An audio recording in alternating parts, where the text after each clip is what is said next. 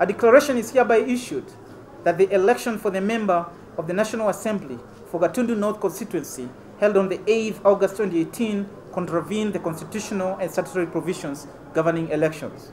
2. A declaration is issued that the first respondent, Annie Wanjiko Kibe, was not validly declared the elected member of the National Assembly for Gatundu North constituency, and the declaration issued by the second respondent to that effect is invalid, null, and void.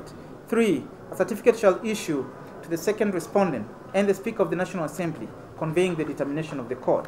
4.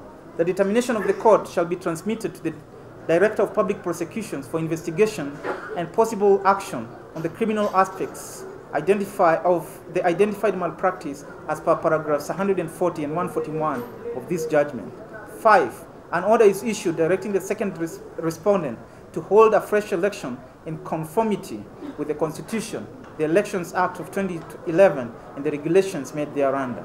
And last, the petitioner and the first respondent shall have course from the second respondent in the terms already stated in this judgment. What do you do with a situation where ballots are missing? How can you say that process? So this is the best day for Kenya, and the Kenyans can relax knowing that their rights are protected by the courts as contemplated by Article 1 and Article 159 of the Constitution.